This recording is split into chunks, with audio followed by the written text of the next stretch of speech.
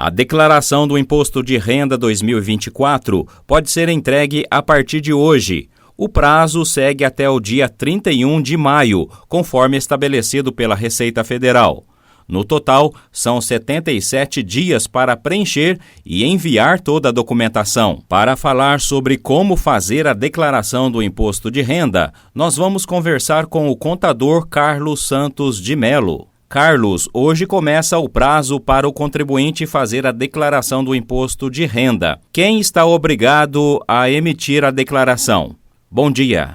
Bom dia, Valmir. Bom dia, amigos da Rádio Difusora. Isso, o prazo se inicia hoje, dia 15/3, e vai até o dia 31/5. Estão obrigados ao envio da declaração todos os contribuintes que se enquadrem em pelo menos uma das condições previstas na legislação. Quem obteve rendimento tributável acima de R$ 30.639,90, quem obteve rendimento isento ou não tributável acima de R$ 200.000, quem obteve rendimento rural acima de R$ 153.199,50, ou que obteve posse de bens e direitos acima de R$ 800.000.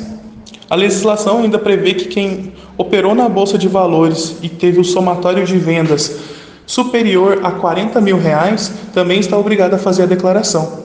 Quem operou na Bolsa de Valores e teve operação sujeitas ao pagamento do imposto de renda também se encontra obrigado ao envio da declaração esse ano. Todos os contribuintes que obtiveram ganho de capital na venda ou alienação de bens ou que ainda optaram pela isenção do imposto de renda no ganho de capital no caso de venda de imóveis. E todos os contribuintes que passaram para a condição de residente no Brasil em qualquer mês ou que se encontravam nessa condição até o dia 31 de dezembro de 2023. Em relação aos anos anteriores, Carlos, houve alguma mudança no procedimento para se fazer a declaração do imposto de renda deste ano? Olha, pode-se dizer que a principal mudança para a declaração em 2024 seja a atualização do aumento dos limites para a obrigatoriedade do envio da declaração. Isso quer dizer que vários contribuintes que em anos anteriores estavam obrigados a fazer o envio da declaração, esse ano podem estar desobrigados, visto que o valor de isenção aumentou.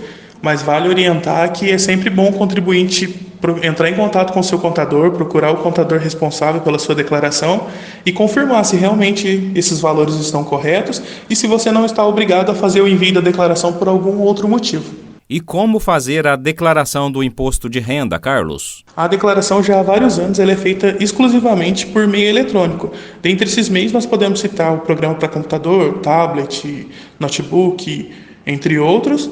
Com o acesso do Gov.br também pode ser feito pelo portal ECAC da Receita Federal e pelos aplicativos de celulares que funcionam tanto na plataforma iOS quanto Android.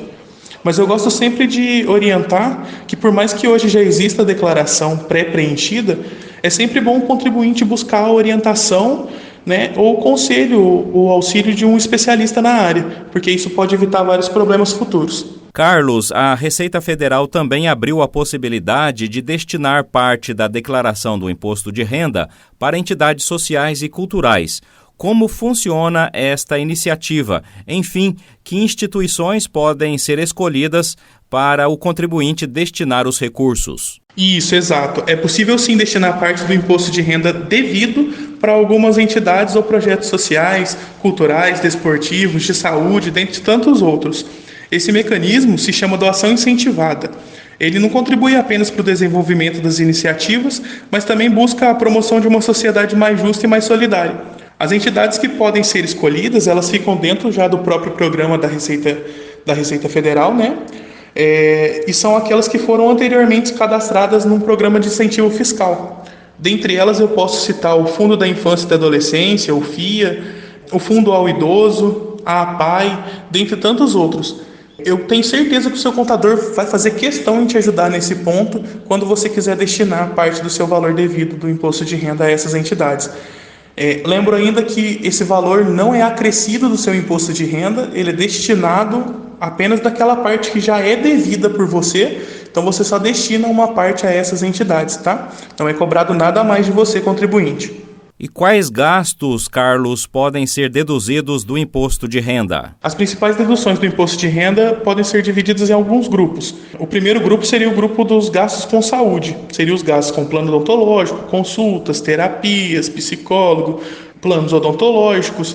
E esse grupo ele não tem um limite para dedução, tá? Diferente de alguns outros grupos. O segundo grupo que eu posso citar seria o grupo da educação.